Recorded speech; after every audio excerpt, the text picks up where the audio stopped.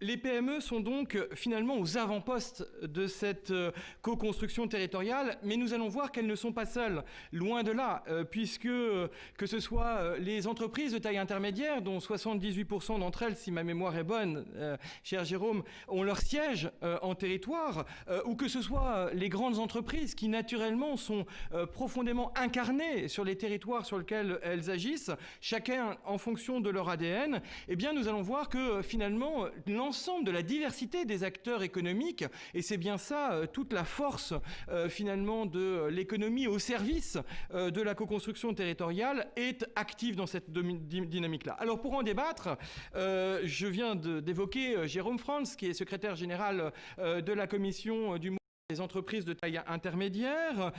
Nous avons, je vais commencer par vous, chère Florence Renex, directeur général de la Fédération nationale des caisses d'épargne, qui nous accueille tous les ans depuis la création de ce réseau et sur lequel, de chez vous, 200 ans du lien entre économique et territoire nous contemple. Je vais aussi, bien évidemment, me tourner vers la doyenne d'entre nous, 500 ans, Muriel Barnéou. Alors, bien évidemment, pas toi, mais...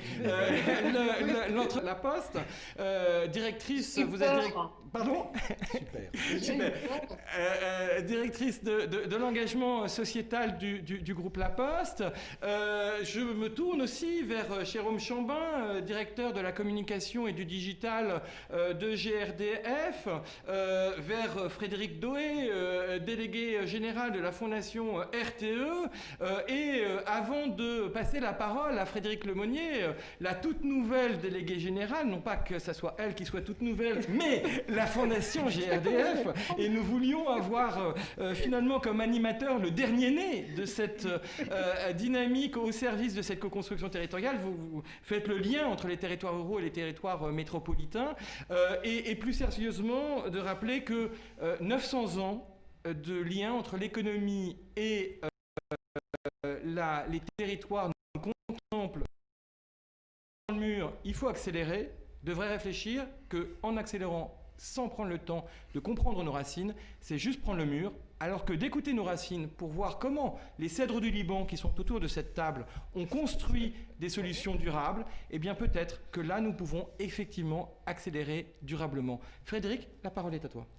Merci Charles Benoît, bonjour à toutes et à tous. Alors on l'a vu à travers l'étude qui vient d'être présentée, qui expliquait très bien l'engagement et la diversité des leviers finalement qu'elles utilisent pour traduire cet engagement de façon opérationnelle.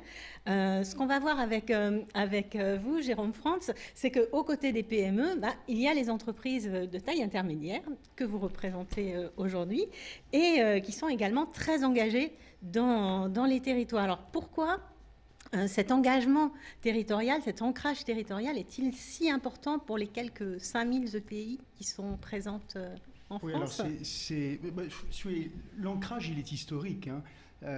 Olivier Guilbault le disait tout à l'heure, nos entreprises, ce sont d'abord des entreprises qui sont nées dans des territoires, et puis concernant les ETI, si je puis dire, ce sont les acteurs économiques des territoires qui ont réussi. Ce sont les anciennes TPE devenues des PME et qui aujourd'hui sont en train de se développer le plus souvent à l'international. Ce qu'on peut se demander, ce qu'évoquait aussi Charles Benoît tout à l'heure, c'est est-ce que, et d'ailleurs ça m'a amusé que Olivier Guilbault en parle aussi, c'est cette osmose qu'il y a entre le territoire et l'entreprise, et c'est sans doute encore plus vrai pour les ETI, dont on peut se demander si ça n'est pas cette osmose avec le territoire un vrai facteur clé de succès.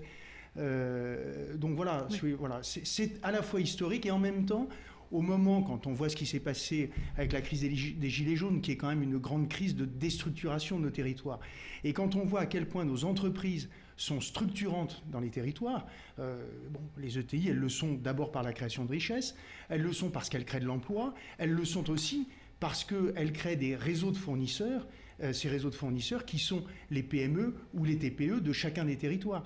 Et il est clair que si on développe ce type d'entreprise, il y a des chances qu'on vienne gommer un petit peu cette crise qui a failli ravager notre pays. Alors voilà sur l'explication. Charles Benoît, tu sais que j'adore te contredire, c'est pas 78 mais 68% des sièges sociaux des ETI qui sont hors d'Île-de-France. Et puis 75% des sites de production qui sont dans des villes moyennes. Bon, quand on sait que plus de 90% des sièges sociaux des grandes entreprises sont en Île-de-France, on voit que le rapport est presque inversé. Oui, oui. Ce qu'on sait moins aussi, c'est que les ETI en France, entre 2009 et 2016, ont été créatrices d'emplois. Là où toutes les autres catégories d'entreprises détruisaient de l'emploi, les ETI ont créé 335 000 emplois, ce qui prouve que c'est un schéma économique qui fonctionne et qui fonctionne bien, une fois encore en osmose avec le territoire. Voilà. Après ça, il y a l'engagement que vous évoquiez, l'engagement des ETI. Alors, je viens de le dire, il se fait d'abord économiquement, il est d'abord un engagement économique, il est un engagement social, et puis il se fait aussi au travers du mécénat.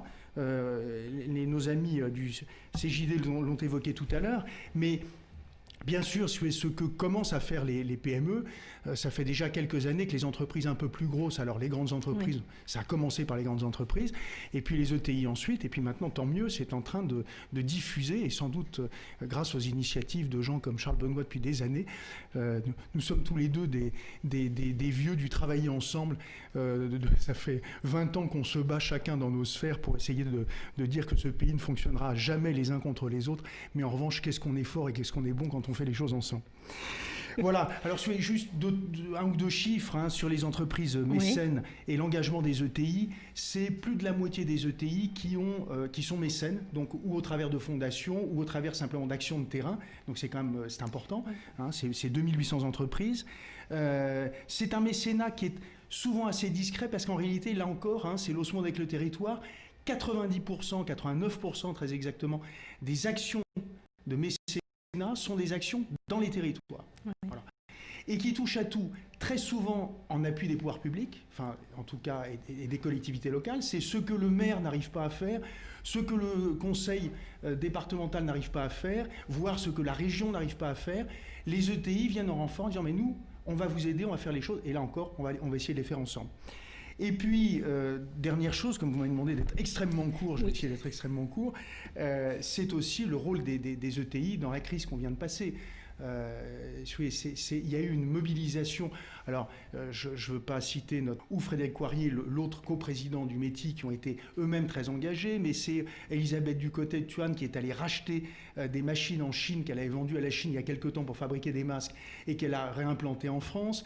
C'est des équipes qui ont été mises à disposition, et notamment les équipes médicales des usines qui ont été mises à disposition pour essayer de soulager les hôpitaux ou les médecins dans certaines régions. C'est des blouses qui ont été, des masques qui ont été fabriqués, des blouses qui ont été fabriquées dans l'urgence et où les moyens de production ont été modifiés, ont été transformés pour pouvoir aider la collectivité, enfin, etc. etc. J'ai une page et demie d'exemples. Non, ça ne va pas être possible. Voilà, allez sur le site du METI et vous verrez tous ces beaux exemples qu'on a répertoriés d'ailleurs dans ce qu'on a appelé la réponse du METI à la guerre sanitaire. Et je peux dire qu'il y a eu une implication très extraordinaire de nos entreprises. Et ce que moi je trouve formidable, l'ancien patron d'ETI je suis, c'est aussi parce qu'on arrive à chaque fois à mobiliser nos collaborateurs et que dans toutes les entreprises mécènes des ETI, vous pouvez être certaine que derrière, les collaborateurs sont engagés. Merci beaucoup, merci beaucoup Jérôme.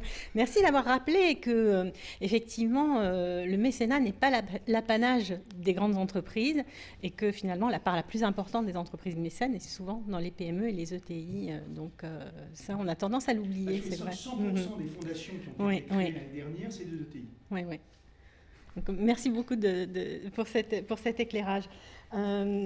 Donc, les PME, les ETI, les grands acteurs de l'ESS, comme la Fédération nationale des caisses d'épargne que vous représentez, Florence Rinex, sont également extrêmement engagés dans les territoires. Charles Benoît le rappelait, 200 ans d'histoire, 200 ans de lien entre territoire et économie. Alors, pourquoi et comment les caisses d'épargne sont-elles engagées dans les territoires et comment s'écrit aujourd'hui cette histoire? Alors, bonjour à toutes et tous. Pourquoi? Tout simplement parce que nous sommes nous-mêmes un produit de la co-construction.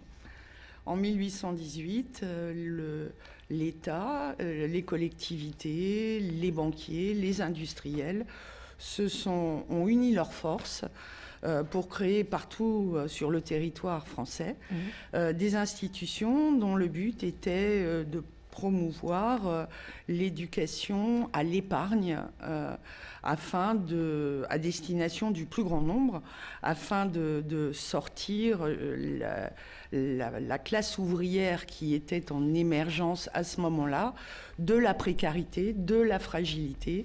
Et donc, il est très facile quand on est soi-même un produit de la co-construction et qu'on l'ait demeuré pendant 200 ans, puisque aujourd'hui nous sommes des banques régionales coopératives et donc nos sociétaires composent notre gouvernance et ils viennent de toutes les composantes des territoires sur lesquels nous sommes implantés. Pour rebondir sur ce qui a été dit, nous n'avons qu'un siège social sur 15 qui est en Île-de-France, celui de la Caisse Île-de-France. Les autres sont en région et nous sommes très implantés sur les territoires. Alors pour faire plaisir à Charles Benoît, parce qu'il l'a brillamment démontré, cette co-construction, elle a eu 2 temps forts. Un premier de 120 ans, qui était donc sur l'éducation, mais pas que. Donc, elle a pris un premier aspect en lien avec les écoles, puisqu'il y a eu en 1834 les caisses d'épargne scolaire, qui, dès le plus jeune âge, apprenaient aux enfants l'épargne et la prévoyance. Et c'était très important à cette époque-là. Mais on a aussi, pour un autre sujet, là, au début du XXe siècle, nous avons été un partenaire très actif de la co-construction du logement social, aussi bien au niveau de la construction que du financement, mais aussi de la gouvernance, puisque nous étions partie prenante de la gouvernance, et nous le sommes toujours, du logement social. Et c'est un engagement très fort qui demeure jusqu'à aujourd'hui. Et puis, nous sommes maintenant plutôt dans une ère où nous intervenons notamment sur l'éducation budgétaire et le bon usage de l'argent. Puisqu'on voit bien qu'aujourd'hui, il est très important de savoir gérer un budget et de ne pas, et surtout avec la période qu'on traverse aujourd'hui, où au-delà des populations fragiles, il y a beaucoup de personnes qui ne s'attendaient pas à se retrouver fragilisées et qui malheureusement le sont. Donc, et pour ce faire, nous avons créé 2 structures. La première en 2007, budgétaire et financière, qui forme tous les ans plus de 50 000 personnes en partenariat avec les acteurs locaux au bon usage de leur budget, de l'argent, du reste à vivre, c'est très important. La crise du Covid nous a amené à faire évoluer ces formations pour les transformer en digital, de façon à toucher de plus en plus de personnes. Et nous intégrons à chaque fois dans ces formations les aides auxquelles ces personnes peuvent avoir droit, ne pensent souvent même pas. Donc, puisque les caisses d'épargne sont le premier opérateur direct de microcrédit personnel en France. L'année dernière, nous avons octroyé 8 500 000 euros de microcrédits qui ont permis de consolider ou de créer près de 10 000 emplois. Donc ça n'est pas rien. Ces associations, elles ont plus de 15 ans d'existence. Pendant la crise du Covid, elles se sont adaptées puisqu'on fait des reports d'échéance sur les microcrédits personnels qui étaient en cours pour les personnes qui étaient en difficulté. Et nous avons mis à disposition des personnes qui en avaient besoin un microcrédit d'urgence qui permettait avec 1 an de différé d'amortissement et à taux 0. Donc voilà, le fait d'être près des territoires nous permet d'être réactifs et de nous adapter au contexte. Et l'illustration très forte que je voulais montrer de cette co-construction, c'est le microcrédit. Et c'est un sujet qui vient au premier rang de l'actualité, c'est le microcrédit Habitat. que nous avons monté en co-construction avec la Fondation Abbé Pierre et la Fondation pour l'habitat solidaire. La Fondation pour l'habitat solidaire et le prescripteur. Nous faisons le microcrédit et la Fondation Abbé Pierre apporte sa caution. Et ce microcrédit a pour but d'aider les propriétaires pauvres à réhabiliter leur logement vétuste ou à faire une rénovation énergétique leur permettant d'avoir un reste à vivre supérieur pour financer leurs besoins quotidiens. Donc, au cours des dernières années, puisque ça fait maintenant 5 ans que ce microcrédit est distribué, on distribue à peu près 300 microcrédits habitat par an pour un montant moyen de presque 14 000 €. Donc, ça n'est pas rien pour les bénéficiaires. Alors, c'est vrai qu'avec la montée en puissance des aides de l'ANA, on en distribue un peu moins, mais on maintient cet axe.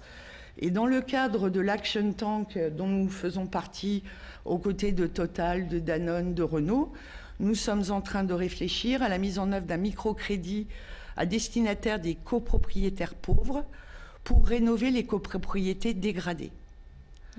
Donc, vous voyez très rapidement, la co-construction pour nous, c'est génétique et c'est durable. Voilà. On a bien compris. Merci beaucoup de cet éclairage, Florence Alex. Je me tourne vers vous, Muriel Barnéou. Avec vous, on va voir un autre exemple et une autre illustration concrète de ce jouet collectif en territoire avec l'Alliance Dynamique. Donc l'Alliance Dynamique qui a 7 ans d'existence maintenant, initiée par le groupe La Poste en 2014. C'est une dynamique de co-construction avec des acteurs de l'ESS pour agir en faveur du développement des territoires et des services à leur population. Aujourd'hui, vous entamez une nouvelle page de l'histoire de l'Alliance Dynamique. Donc, est-ce que vous pouvez nous en dire un peu plus ? Donc, je vais commencer il y a 500 ans. Ça va vous faire marrer. On en a pour un moment, si je fais ça. Mais puisque Charles Benoît a parlé d'une dame de 500 ans bonjour à tous d'abord, et puis merci de la souplesse de l'organisation qui me permet d'être à distance, parce qu'effectivement, je ne pouvais pas être avec vous en physique. En fait, si je fais juste un bout pas d'histoire, mais un bout de lecture de l'histoire, et c'est Florence qui m'a inspirée. Vous voyez, on a commencé en territoire. Nous, le territoire, c'est notre raison d'être, d'une certaine manière. Parce qu'au fond, la Poste, elle a été créée par l'État pour la cohésion territoriale, pour fabriquer la France. Et donc, on a commencé dans ça s'est pas appelé monopole, c'était pas ça, c'était Louis XI, mais peu importe, dans quelque chose qui consistait à dire, il faut qu'on fabrique le territoire avec un outil le plus élaboré qui est la péréquation tarifaire. C'est-à-dire que où que vous soyez sur le territoire, vous êtes connecté à une offre de services identique qui fait que, grosso modo, les riches payent pour les pauvres. Les régions riches pour les régions pauvres, je ne veux pas qualifier qui est riche et qui est pauvre, mais c'est ça l'idée. Et on a fonctionné avec ça, autoportant dans cette mission de service public ou dans ce modèle de service public qui ne nécessitait pas beaucoup qu'on s'interface avec le reste du monde, puisque au fond, la raison d'être et la mission étaient données par ce qui est le plus élevé dans l'univers démocratique, à savoir l'État. Et puis, dans ces missions, au moment où on change de statut, on érige dans le statut nos 4 missions de service public, dont une qui est l'aménagement du territoire. Un peu mode Datar à l'époque, c'est savoir combien de points présence et combien de points de présence et quelle offre de service. Et là, on fait un premier mouvement où en fait on se dit, si on veut être efficace et si on veut créer de la valeur sur cet aménagement du territoire, il faut qu'on le fasse avec ceux qui savent. Et ceux qui savent, ce sont les collectivités. Et sous la juridiction de Jean-Paul Bailly, notre président de l'époque, on décide de monter un système de gouvernance qui associe en local, au niveau départemental, les collectivités territoriales à la définition de cette présence postale. On va appeler ça les commissions de présence postale et territoriale, les CDPPT. Et toutes les modifications d'organisation que nous avons, y compris des questions d'horaire, vont se jouer dans cette discussion avec les présidents de CDPPT et les représentants de la CDPPT. Pour vous donner une idée de l'ampleur de la chose, nous avions avant ça 17 000 points de contact, dont l'intégralité... Ouais, je sais, Florence, petit joueur. Hein. 17 000 points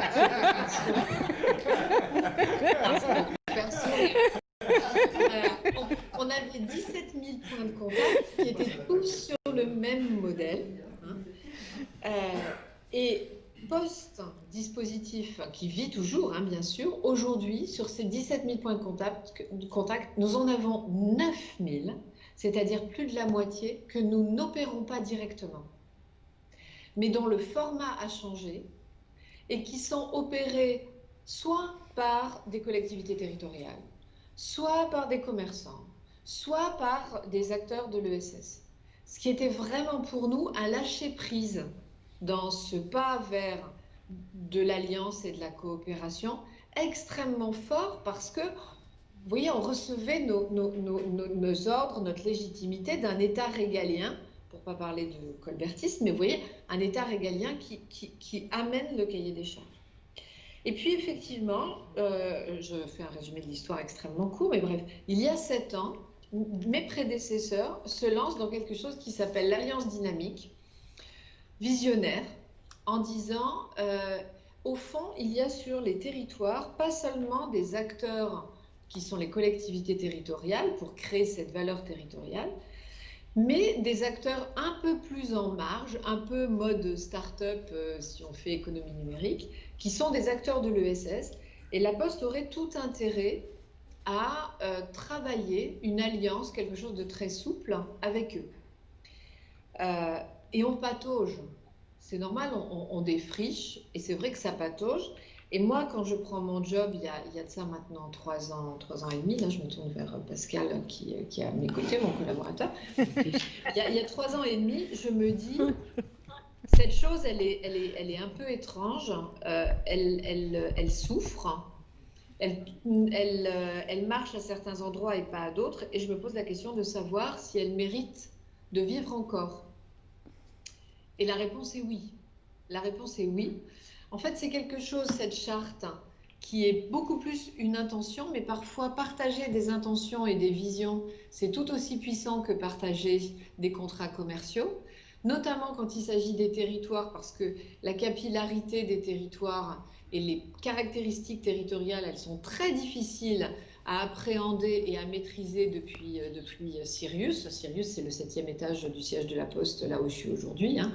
Et il faut se garder des visions qu'on peut en avoir. Et donc, effectivement, on a maintenu ce dispositif d'alliance dynamique. Et pour le rendre plus opérant et plus impactant, en fait, on l'arrime plus fortement à ce que sont les ambitions stratégiques du groupe. C'est-à-dire que j'ose dire que si on veut que ça marche, il faut que le sujet soit porté non pas par moi, mais par mes peers, c'est-à-dire ceux qui font les contrats, ceux qui inventent les offres, ceux qui déploient les projets. Moi, je ne suis pas Madame Bonne Conscience du groupe qui rachète les péchés et les autres mains pêchent. Vous voyez ce que je veux dire? Si on veut être impactant, il faut que ce soit porté par les opérationnels, ceux qui font. Et nous, on doit les inspirer, on doit les aider à innover et à défricher, mais ils doivent porter. Et donc, pour que cette alliance dynamique soit dans un caractère opérant, en fait, on la redesign, ou en tout cas, on la rend un peu plus focus, concentrée sur ce que sont les ambitions stratégiques du groupe. Donc, on a 3 sujets: soutenir la cohésion sociale et territoriale, accélérer les transitions écologiques et faire émerger un numérique éthique et responsable. Voilà, ce sont en renonçant finalement à tout faire et en misant sur le fait de concentrer nos forces que nous l'orientons et nous allons la dévoiler le 17 septembre. On peut peut-être, puisque vous nous invitiez à voir un exemple de ce que ça veut dire, tu veux développer rapidement un exemple pour que je ne sois pas dans... Oui, très rapidement, parce que le temps nous est compté. Je ne voudrais pas que Charles Benoît me fasse les gros yeux. Essayez d'être bref et percutant. Merci. Bon, donc sur un seul exemple, c'est effectivement, je rebondis sur les points de contact qu'évoquait Muriel tout à l'heure. Donc nous, on souhaite évidemment développer finalement ces nouvelles formes de points de contact pour renforcer le lien social dans les territoires et en s'appuyant finalement sur les acteurs de l'économie sociale et solidaire. Deux axes. Les zones rurales, donc là on a mis en œuvre un certain nombre de partenariats, notamment avec des acteurs comme Comptoir de campagne, pour apporter des réponses à ces territoires qui se désertifient, avec donc des épiceries, en tout cas c'est le concept multiservice, mais également en quartier prioritaire de la ville, on fait des nouveaux formats qui peuvent être des conciergeries solidaires. Et je reprends finalement aussi ce qu'on a appris de cette crise, c'est l'accélération de la fracture numérique. Et là, nous sommes très engagés sur ce sujet. Et donc, nous avons des projets sur lesquels nous allons développer des tiers-lieux avec une priorité sur le numérique, où vous trouverez, avec des acteurs de l'économie sociale et solidaire, évidemment les prestations actuelles qu'on peut trouver dans un bureau poste, mais aussi la possibilité d'accompagner les particuliers dans leur démarche administrative en ligne et également donc les entrepreneurs, il y en a beaucoup dans les quartiers prioritaires de la ville, pour les aider également à accéder finalement aux compétences du numérique et voir les aider dans le développement de leur site internet. Vous voyez, donc des nouvelles offres qui permettent de répondre finalement à ces besoins et renforcer le lien social sur ces deux types de territoires où il y a des besoins vraiment très importants. Quand on fait ça, en fait, on a un acteur pour leurs offres, voire des offres qui sont parfois assez connexes aux nôtres. Et ça veut dire aussi qu'on va chercher un impact positif, y compris en dehors de la seule sphère de l'entreprise. Quand on amène de l'activité à un acteur de l'ESS, par exemple comme Comptoir de campagne, on va vendre pour nous. Et évidemment, nous, en contrepartie, on va rétrocéder une partie de notre marge en rémunération du service rendu pour nos clients et pour les parties prenantes. C'est souvent des amplitudes horaires qui n'ont rien à voir, c'est là aussi des services qui sont beaucoup plus riches et il faut le dire, vraiment une très grande satisfaction de l'ensemble. Parfaitement, merci, c'était passionnant. On vous écouterait tous les deux encore longtemps, malheureusement. Mais ça ne se voit pas du tout. Merci Muriel. Jérôme Chambin, Muriel l'évoquait, elle évoquait les caractéristiques des territoires, la diversité des territoires, qui est une dimension à prendre en compte, bien sûr, dans le jouet collectif, puisque ce sont dans les territoires que s'incarnent véritablement les solutions pour répondre aux enjeux de l'ensemble des ODD, avec la nécessité, toute l'importance en fait de dialoguer d'un territoire à l'autre pour faire circuler les bonnes pratiques, les expériences, les innovations. Alors, Jérôme, je ne vais pas vous voyer Jérôme, puisque voilà, donc, tu es directeur de la communication et du développement de GRDF, mais membre éminent du comité exécutif de la toute nouvelle fondation GRDF, et alors, fondation qui a pour vocation d'agir pour le développement économique et social des territoires soutenables et inclusifs. Alors, pourquoi les synergies entre les territoires ruraux et les territoires urbains a-t-il été placée, en fait, cette problématique a-t-elle été placée au cœur du projet de la Fondation? Bon, alors déjà, bonjour et merci à tous pour nous donner la possibilité de cette prise de parole. Frédéric, je voulais juste tes talents d'acteur pour jouer la candide, parce qu'en fait, tout ce que je vais raconter maintenant sort principalement de ta tête. Donc, je vais essayer d'être le porte-parole de ta pensée et j'espère que je serai à la hauteur. En tous les cas, oui, pourquoi cette fondation et pourquoi ce lien entre territoires urbains et ruraux? GRDF est un acteur du territoire depuis sa fondation, apporter une énergie à l'ensemble des gens sur l'ensemble du territoire. Je vais m'épargner l'explication de la péréquation tarifaire qui a très bien été faite par Muriel, mais effectivement, nous avons également cette action, cette vision de devoir servir finalement des gens partout, sur l'ensemble des territoires. Alors, quand on dit partout, en fait, c'est pas tout à fait partout, parce que le gaz naturel, c'est une énergie urbaine, en réalité, contrairement à l'électricité qui, elle, est partout. Là, je laisserai notre collègue de RTE en parler. Nous n'étions pas sur les territoires ruraux, puisqu'il y a quand même une contrainte économique à la mise en place des réseaux de distribution de gaz. Et donc, nous étions un acteur des entreprises. Et puis, c'est vrai qu'en tant qu'acteur mission de service public, on a quand même toujours à s'interroger sur l'évolution de notre métier. Or, nous avons une problématique qui est quand même assez forte, c'est que finalement, nous distribuons une énergie fossile.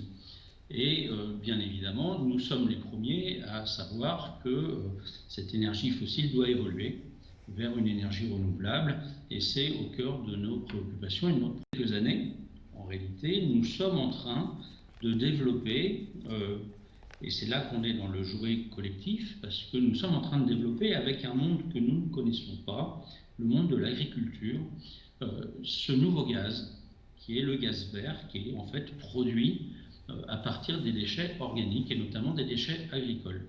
Et donc, d'un seul coup, d'une exploitation de réseaux très urbains, nous avons dû entrer dans un monde de la ruralité que nous ne connaissions pas, que nous ne maîtrisions pas, et collectivement, parce que là vous ne pouvez pas découvrir ces secteurs sans avoir un appui fort des gens qui sont déjà engagés depuis des années auprès d'eux, nous avons dû apprendre à connaître ces acteurs, à leur parler, à les convaincre, et à développer avec eux finalement ce nouveau gaz qui sera renouvelable, et qui est renouvelable déjà, et qui finalement, contrairement au gaz qui fonctionne aujourd'hui dans nos tuyaux, qui vient de grands producteurs, on parle souvent de la Russie, mais il y a aussi les Norvégiens, les Algériens, etc. Là, d'un seul coup, nous avons conscience que nous sommes en train de constituer, de créer un petit trait d'union entre les villes qui sont des grands consommateurs de gaz et les campagnes qui vont devenir des grands producteurs de gaz. Et au contact de cette nouvelle dynamique, pour nous, puisqu'elle n'est pas du tout nouvelle, mais que nous découvrons, nous nous sommes rendus compte parfois d'un décalage entre ces deux mondes. Alors, ça paraît peut-être très naïf quand je le dis comme ça, pour certains acteurs présents autour de cette table, c'est une évidence depuis des années. Pour nous, ça a été une découverte, ou en tous les cas un constat très fort d'un décalage en réalité entre une expression des moyens de production de notre énergie sur l'accompagnement de ce que pouvait être le tissu économique local, de façon à dynamiser un peu toutes ces thématiques. Et là, nous sortions très rapidement d'un champ d'application qui pouvait être couvert par des partenariats classiques de GRDF. Et c'est pour cela que Frédéric est venu m'interpeller en me disant ça fait maintenant quelques années que GRDF est présent sur les territoires. Avant, ça s'appelait Gaz de France et qui portait beaucoup d'objets. Depuis qu'on a été GRDF à l'ouverture des marchés en 2007, nous n'avions pas recréé cette fondation et nous avons senti très fortement le besoin de devoir créer cette dynamique afin de pouvoir rentrer dans des projets beaucoup plus larges d'accompagnement des développements ruraux en lien avec cette dynamique économique urbaine. Voilà. Donc c'est un projet assez ambitieux, on est tout nouveau, comme le disait Charles Benoît, que je remercie d'ailleurs d'être également membre du comité exécutif de notre fondation. Un projet tout nouveau, puisque ça fait un mois maintenant que la fondation est officiellement active, mais en tous les cas, beaucoup pour nous de découvertes et surtout un besoin absolu d'y aller collectivement. Donc effectivement, ensemble, valorisons les territoires, c'est le slogan de ce séminaire. C'est une conviction forte et c'est même, je dirais, une obligation pour nous, parce que comme nous découvrons finalement de nouveaux territoires, ça paraît un peu bizarre de dire ça pour un acteur qui a notre âge, entre guillemets, nous ne pouvons le découvrir qu'accompagné et qu'en jouant collectivement. Ce monde est un monde nouveau pour nous. L'agriculture n'était pas ces dynamiques qui sont pourtant aujourd'hui de plus en plus complémentaires et qui vont être de plus en plus complémentaires dans l'avenir. Et c'est absolument passionnant, du coup, de pouvoir porter certains objets pour faciliter et fluidifier ces dynamiques. Voilà. Donc c'est pour cela qu'on a décidé de se lancer sur cette thématique. On constate chaque jour un afflux de projets qui nous arrivent, tout aussi passionnants. Vous êtes tous confrontés au même problème que nous avons aujourd'hui avec Frédéric, se dire mais comme c'est compliqué de devoir faire un choix entre ces merveilleux projets qui nous arrivent, ça va être terrible, on va devoir renoncer à des projets formidables. Malheureusement, le budget est un budget contraint, et donc il faudra apprendre à renoncer. Ça sera très dur, en tous les cas, c'est quelque chose d'absolument passionnant.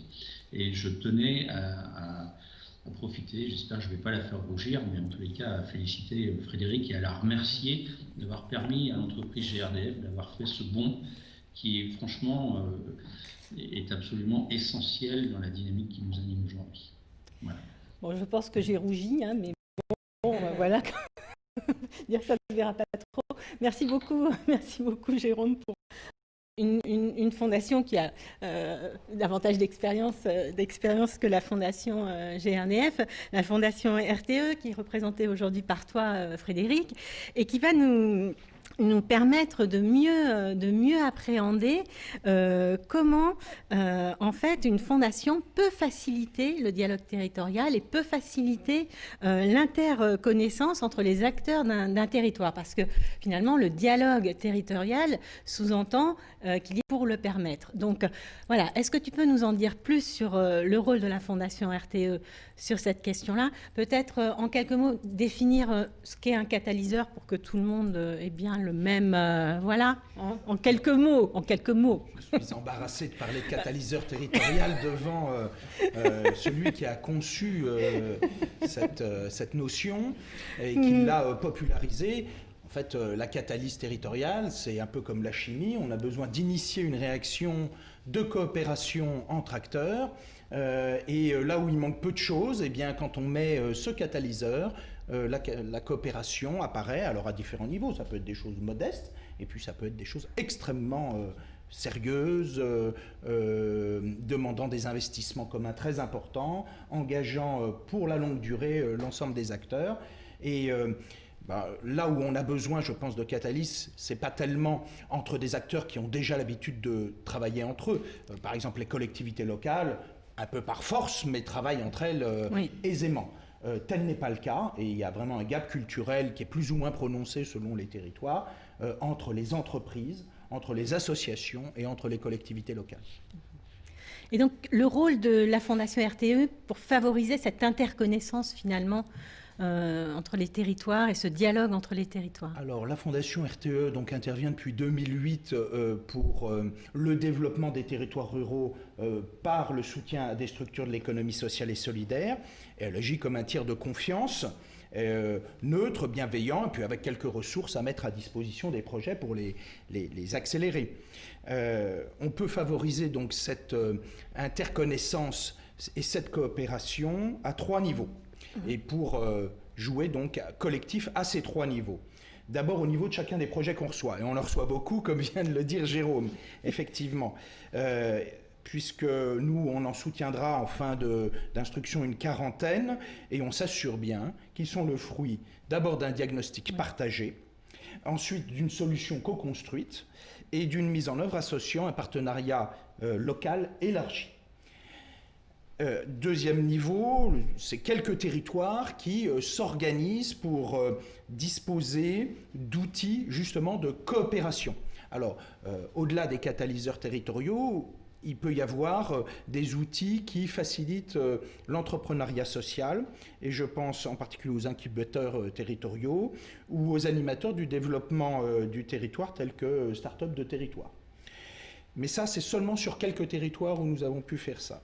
Puis au niveau national, eh bien, nous avons des actions avec des think tanks du type évidemment du Rameau qui nous réunit aujourd'hui, ou de la Fonda qui intervenait tout à l'heure avec son orientation en faveur du faire ensemble. Ceci étant, je mettrais bien un quatrième niveau, mais qui est encore assez faible aujourd'hui, mais Jérôme l'a évoqué, c'est pour ça que je reviens dessus, c'est celui qui permettrait de mieux jouer collectif entre fondations. On appelle ça l'impact collectif. C'est lorsque différentes fondations s'associent pour mieux aider à réussir un projet précis, notamment dans la durée. Et puis c'est aussi lorsque ces fondations font alliance entre elles pour concerter et coordonner les projets qu'elles soutiennent sur un même territoire. Et là, l'objet, c'est pas le projet, c'est le territoire. Et là, c'est encore plus rare. Et ça, j'aimerais bien qu'on puisse, à plusieurs fondations, travailler sur ces sujets-là. Et je sais que bien des entreprises ont des fondations qui sont prêtes à le faire. Alors oui, c'est sûr. Alors, le 10 mars dernier, tu as organisé en fait une rencontre regard croisé avec les catalyseurs finalement qui sont mobilisés au sein de la Fondation. Ça s'est passé à Clermont. Est-ce que tu as peut-être en quelques mots nous faire un retour des enseignements qui ont été tirés lors de cette journée? Oui, alors c'est le Rameau qui l'a organisé, mais à notre demande et avec notre soutien, parce que nous sommes persuadés qu'il était important de bien identifier les catalyseurs sur un territoire et comment ils s'articulaient entre eux. Oui. Moi, j'en ai tiré 3 enseignements. Premièrement, que nous étions en présence dans un département, le Puy-de-Dôme en l'occurrence, qui s'est joué collectif, ce qui n'est pas anormal dans un pays de rugby. Et les catalyseurs territoriaux, forts de toutes leurs réalisations déjà acquises, se spécialisent sur des échelles distinctes, communales, intercommunales, pays, départements, massif central. Et nous avons noté d'ailleurs que pour ces territoires à des échelles différentes, eh bien, ils n'ont pas la même histoire, ils n'ont pas les mêmes spécificités, et donc ils n'ont pas les mêmes acquis en matière de coopération entre acteurs.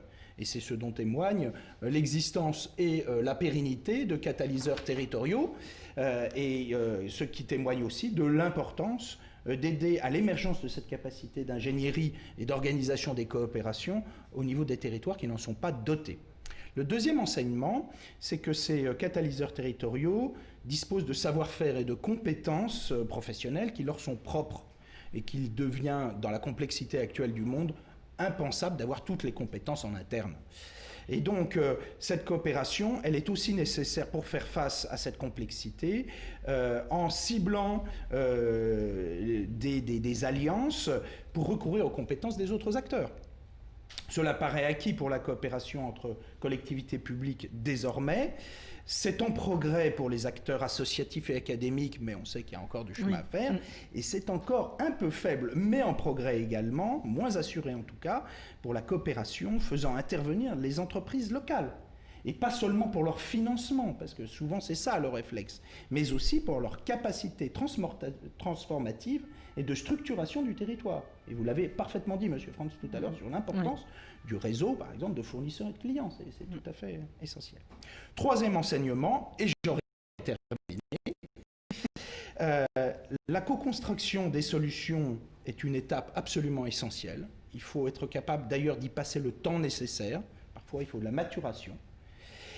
Mais ça serait encore mieux si on pouvait passer à l'étape suivante, c'est-à-dire conduire à des alliances opérationnelles pour leur mise en œuvre de ces solutions. Le moteur, dans ce cas-là, n'est pas seulement l'intérêt de chacun des acteurs, mais il est aussi le bien commun qu'on a co-construit et l'impact social recherché. Et là, la logique entrepreneuriale prend toute sa place, avec ce qu'elle induit de responsabilité, d'efficacité. Et je parle d'entreprises, c'est-à-dire de PME, de TI et d'entreprises sociales. Et c'est ce que nous voulons faire dans le Massif central en poursuivant l'action que nous avons initiée avec le Rameau D'ailleurs, j'en profite pour lancer un appel au CJD s'il veut se joindre à notre démarche. Appel entendu.